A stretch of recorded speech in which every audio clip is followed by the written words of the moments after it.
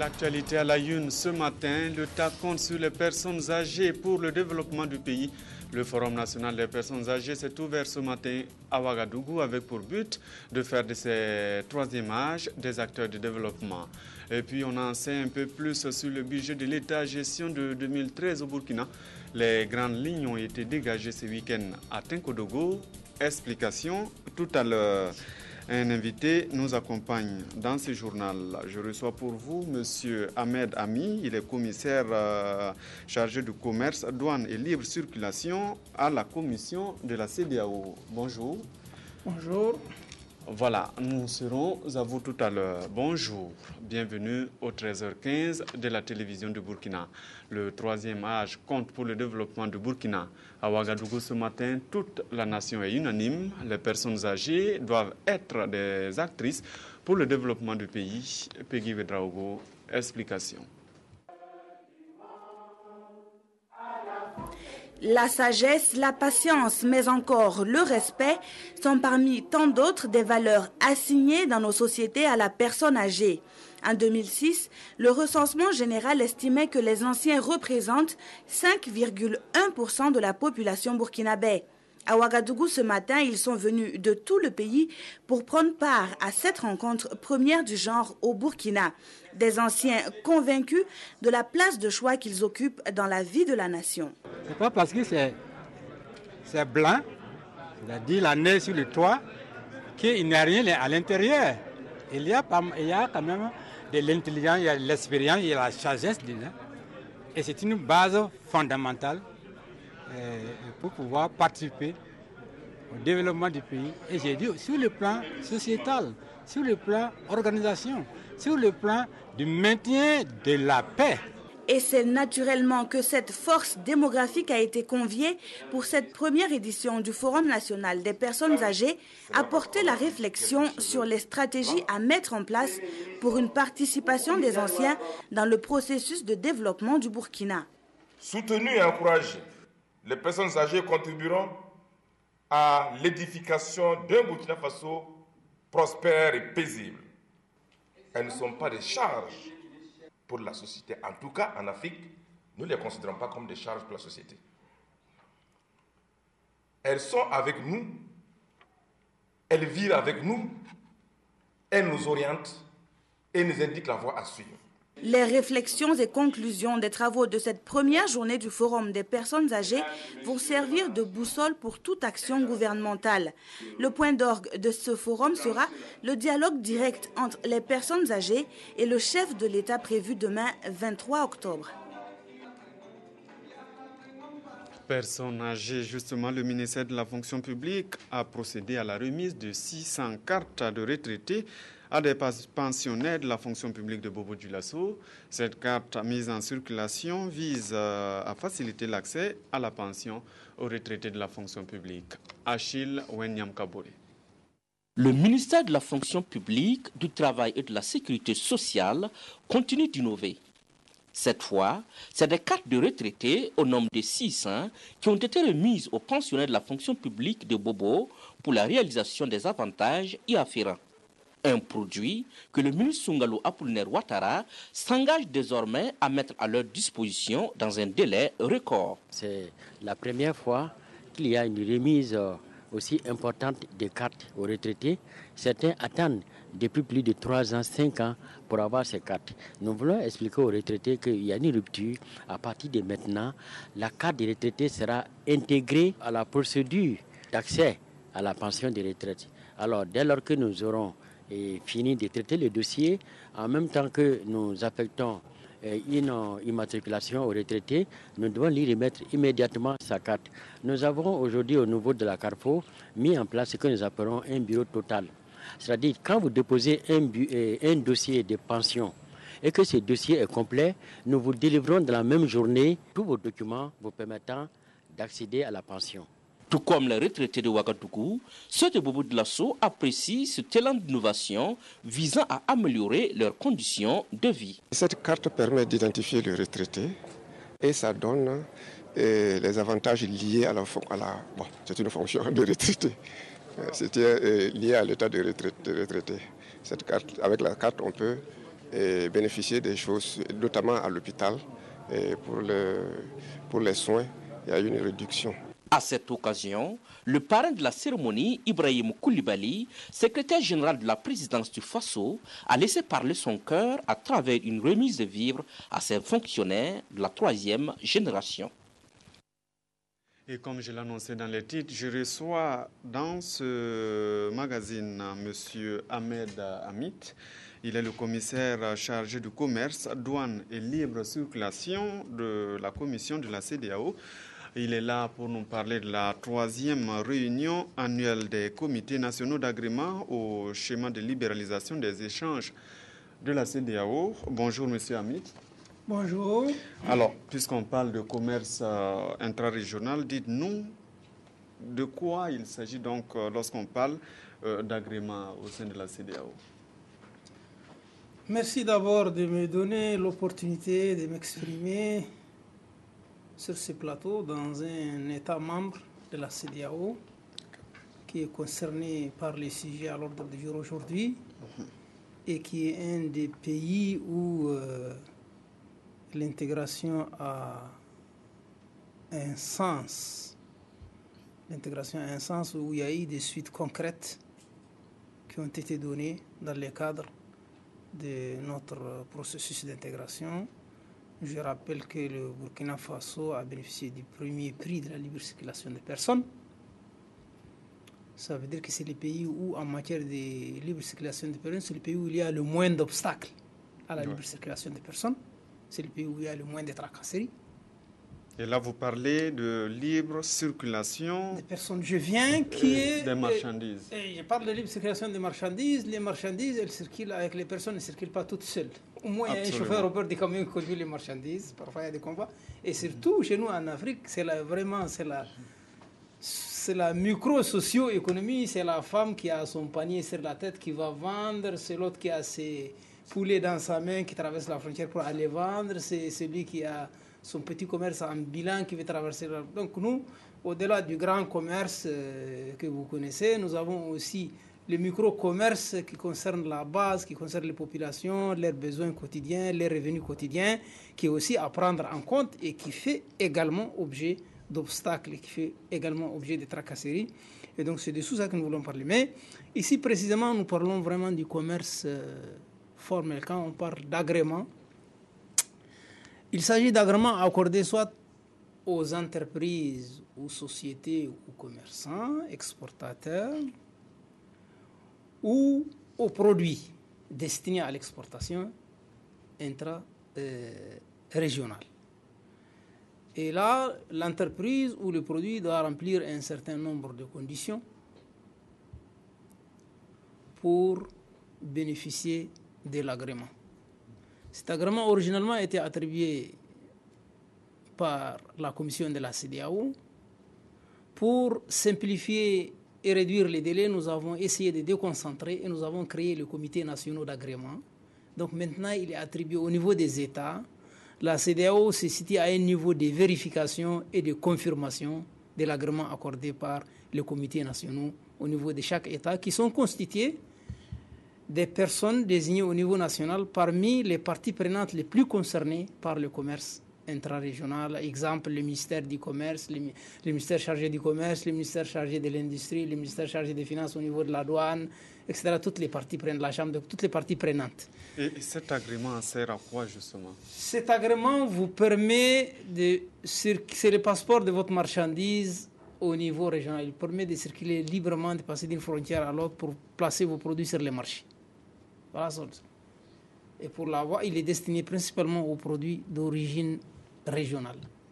Et pour qu'un produit soit d'origine régionale, il faut qu'il respecte les règles d'origine, c'est-à-dire que ce produit est pour l'essentiel produit ou fabriqué chez nous.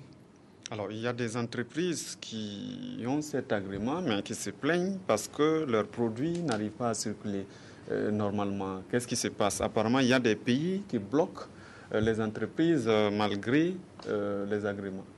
Effectivement, nous avons au niveau des États membres, et nous relevons de non-respect des textes, pour ne pas dire des violations des textes communs à nous tous, qui ont force des lois et des règlements au niveau de la région. Il y a des États, pour des raisons financières, ils mettent les produits sous douane. Et ils dédouanent systématiquement les produits, ils ne cherchent pas à savoir. Et donc, les exportateurs se trouvent coincés au niveau des frontières. Ils ne peuvent pas rebrousser chemin, ils ne peuvent pas rentrer sinon pas dédouaner. Ils se trouvent dans l'obligation de dédouaner. Et nous gérons des contentieux de ce genre.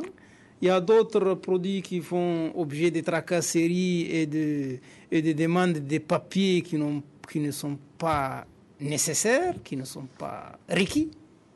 L'agrément suffit largement. Mais c'est une façon...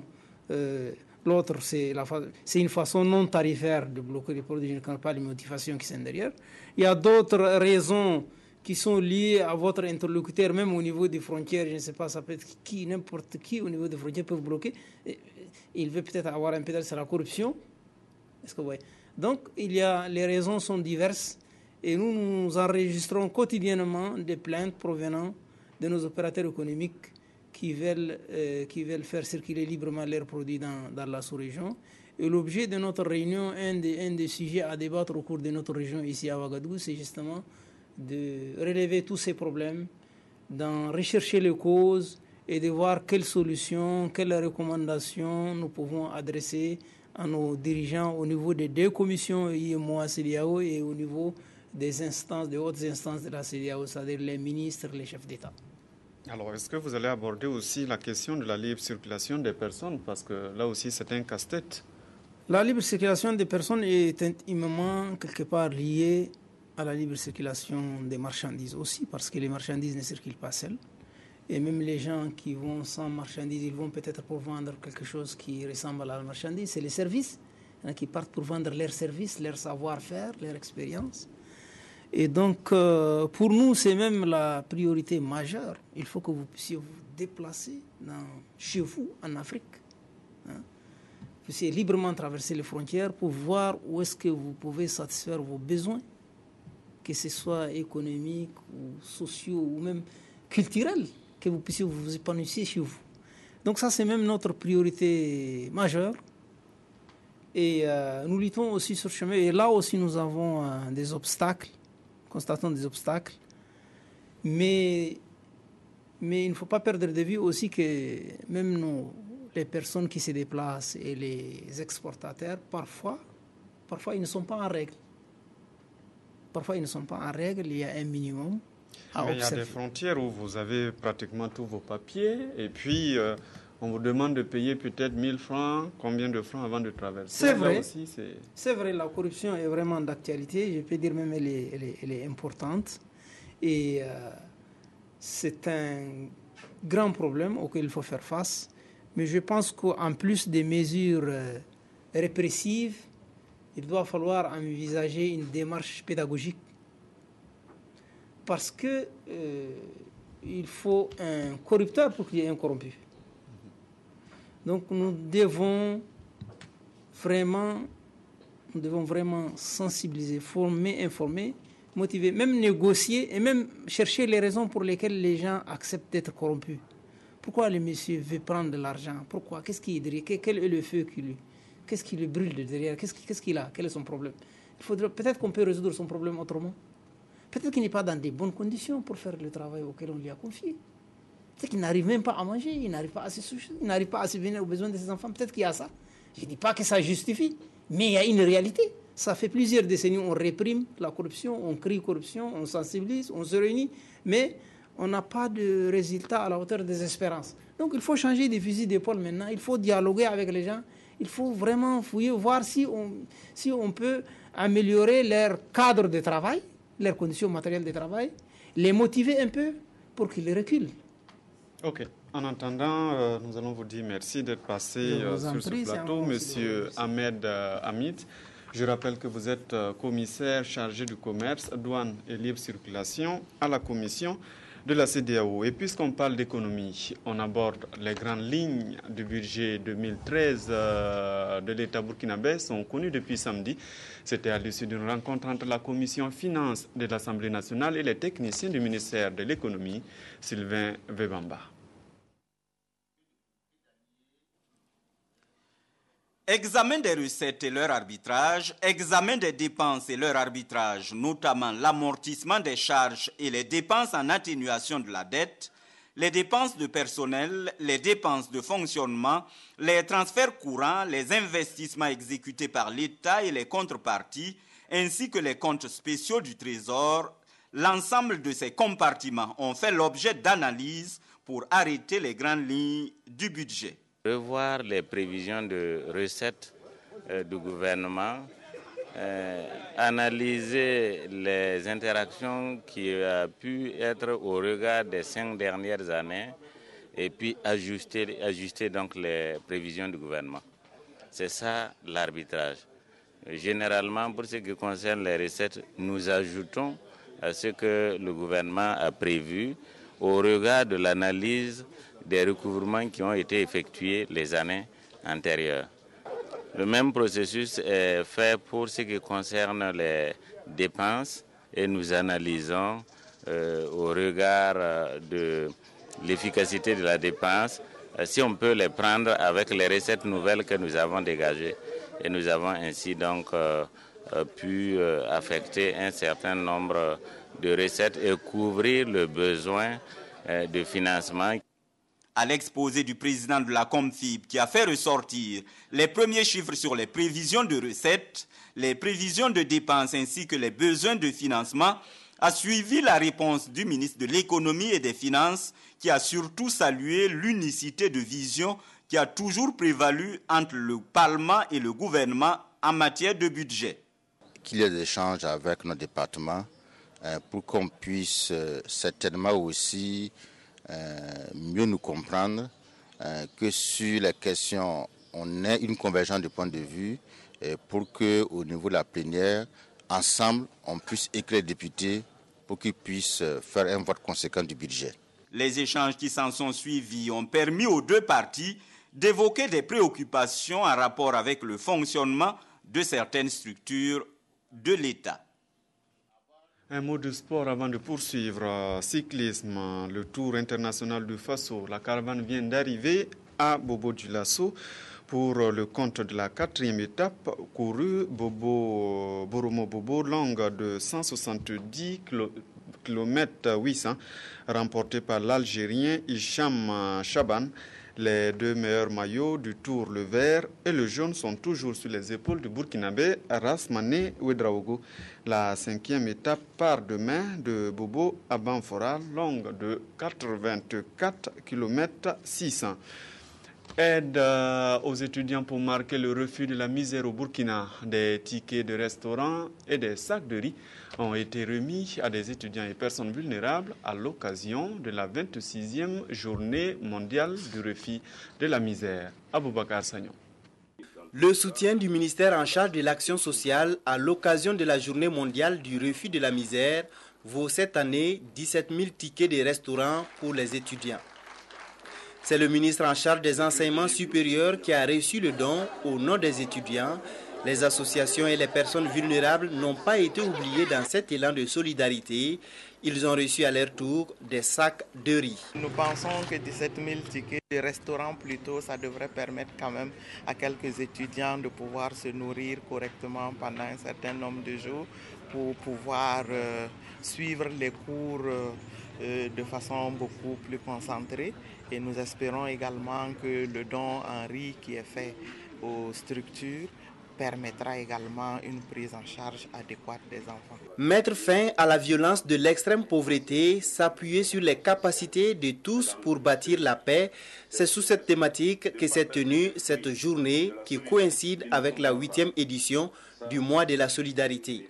Un thème qui appelle chaque Burkinabé à tendre la main aux personnes qui sont dans le besoin.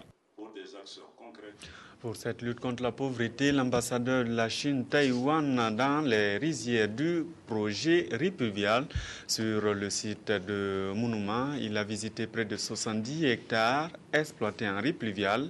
Pour cette campagne, 280 tonnes de riz sont attendues. Ernest Kambiri.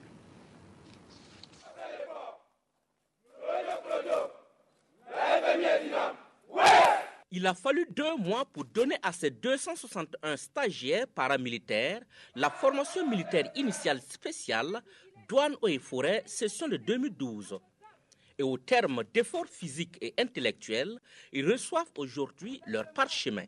Nous avons beaucoup appris, aussi bien physiquement qu'intellectuellement. Physiquement, ce sont toutes sortes de manœuvres militaires que l'on peut subir dans un camp militaire. Et intellectuellement, c'est toutes sortes d'apprentissages qui va dans le cadre de l'affermissement de nos connaissances que nous avions déjà. La formation intellectuelle, elle est très importante pour des militaires. Parce qu'il ne faut pas seulement avoir dans les muscles, comme on aime à le dire couramment, mais il faut également avoir dans la tête. Et c'est le groupement d'instruction des forces armées, GIFA, qui s'est chargé de passer ces stagiaires de nationalité centrafricaine, gabonaise, tchadienne, guinéenne et burkinabé au moule militaire. Une des missions du groupement d'instruction des forces armées, c'est former du personnel au profit des corps paramilitaires. Il ne s'agit pas de faire de ce personnel des soldats aguerris, c'est plutôt de leur apporter des connaissances, des savoir-faire et des savoir-être, en même de leur permettre d'assurer leurs responsabilités dans leur mission spécifique. Donc pour ce faire, le programme d'instruction est ciblé et adapté. Quant au cadre, un plus leur a été donné. Nous avons intégré la formation à l'exercice de l'autorité. C'est-à-dire que nous avons eu à leur donner des notions sur l'éthique, le professionnalisme militaire, ainsi que le caractère et les styles de commandement du chef. Voilà donc en quoi a consisté la formation à l'exercice de l'autorité. Il y a également le leadership militaire qui leur a été enseigné. En attendant, ces stagiaires douaniers et forestiers retournent dans leurs écoles respectives pour mûrir le savoir spécifique à chaque corps pour le service de la nation. Vous aviez suivi là donc la sortie de stagiaires au groupement d'instruction des forces armées nationales. Ils sont tous des paramilitaires, des douaniers et des eaux et forêts. Parlons à présent culture. Depuis le 19 octobre, Ouagadougou abrite les Carrefour Arts Plastiques. Une quarantaine d'artistes plasticiens entendent faire découvrir leurs œuvres au Ouagalais. Une conférence de presse a été organisée vendredi même sur la question. Frédéric Etienne Bassenga. Carrefour des arts plastiques, ce sont 6 espaces d'art plastique et une quarantaine d'artistes plasticiens qui s'organisent pour faire vivre au Ouagalais près d'un mois d'art, faire de vernissage d'expositions d'art plastique dans les rues, d'ateliers de peinture pour les enfants, de conférences et de débats pour ne citer que ces activités-là. Goethe Institut, Hangar 11, Institut français, Napambego, Villa Irissouma et Fondation Bras Ouverts se mettent ensemble pour porter haut les arts plastiques au Burkina Faso du 19 octobre au 11 novembre 2012. Les artistes sont de plus en plus nombreux et il faut toujours plus. Voilà, et donc il y a eu 3 ans où il y a eu quelque chose de très ouvert un peu à tout le monde, qui était peut-être un peu plus officiel. Et puis on s'est dit que c'était bien de revenir aux dynamiques spontanées et après avoir ouvert la porte très largement à tous ceux qui auraient voulu se rassembler à l'occasion de cette édition, eh bien on a vu qu'avec le Goethe Institut, avec l'Institut français, il y avait des projets extrêmement novateurs. À ce carrefour des arts plastiques, la promotion de la critique d'art est aussi au rendez-vous. À cet effet, une formation a été initiée par l'Institut Goethe. Un prix de la meilleure production journalistique a été aussi lancé dans le cadre de cette manifestation culturelle. Ce prix récompense la meilleure production journalistique sur le thème Carrefour des arts plastiques, la revue des critiques d'art. C'est fini pour le festival sport et culture de Waïguya. Cette année, c'est la troupe Nabakango de Côte d'Ivoire qui a remporté la compétition. Moumouni Soubega.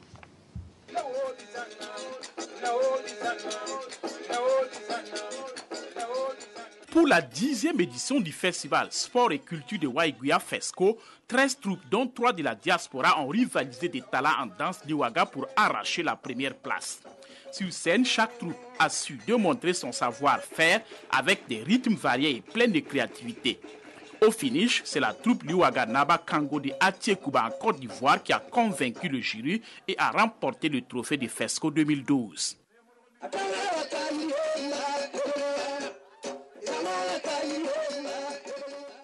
Elle empoche ainsi la somme de 500 000 francs CFA. On a travaillé pendant des années pour la troupe. On a fait les entraînements, on a fait plusieurs fois à Ouaguia. Nos parents nous ont enseigné de ne pas oublier notre origine. Nous aussi, on nous a mis au monde là-bas, on a pris nos enfants aussi, on les a montrés comme notre père nous a montré. La troupe Naba Kango de Waiguia, vainqueur de la précédente édition, occupe la deuxième place avec 300 000 francs CFA compris. Pour les jeux de société, les disciplines comme la pilote, le Scrabble, la pétanque ou encore le damier étaient aussi au rendez-vous du FESCO et le meilleur de chaque catégorie est rentré avec des récompenses.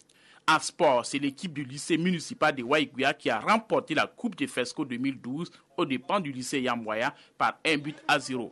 Plusieurs autres prix spéciaux ont été également décernés à cette édition. En 10 années d'existence, le FESCO a contribué à promouvoir davantage la culture de la région du Nord et les Liwaga en particulier, une danse qui était menacée de disparition. Quand on parle de Liwaga, il faut mettre l'accent sur les chansons, sur l'utilisation des instruments. J'ai vu que le djembé est en train de prendre place à la place de la calebasse. Ce n'est pas normal pour le Liwaga. Et je souhaite longue vie au FESCO. L'ambition du promoteur, c'est d'ouvrir le FESCO aux autres pays de la sous-région et l'inscrire au rang des événements culturels internationaux. C'est toujours mettre la relation entre la culture et les différents secteurs de développement de notre pays. Nous avons eu cette fois-ci un thème sur la jeunesse. Comment utiliser la culture pour la réinsertion socio-économique des jeunes. Et la prochaine édition va porter sur l'habitat et l'urbanisme. Comment on fait l'alliance entre l'habitat et l'urbanisme et notre culture. À l'occasion, Maître Gilbert Noël Ouedraogo a offert du riz et du maïs au CHR de Waiguia et la somme de 1 million de francs CFA à l'Union sportive de Waiguia Easy. C'est fini donc pour FESCO 2012 et les regards sont désormais tournés vers la 11e édition prévue pour se tenir du 24 au 26 octobre 2013. Retour sur le 26e tour international du Faso. Avant de refermer ce journal, la caravane est arrivée à Bobo-Dioulasso pour le compte de la 4e étape, Bobo-Boromo, longue de 170 km 800, remportée par l'Algérien Hicham Chaban. Les deux meilleurs maillots du tour, le vert et le jaune, sont toujours sur les épaules du Burkinabé Rasmane Ouedraogo. La 5e étape part demain de Bobo à Banfora, longue de 84 km 600. C'est la fin de ce journal. Merci de l'avoir suivi et bonne suite de programmes sur la RTB.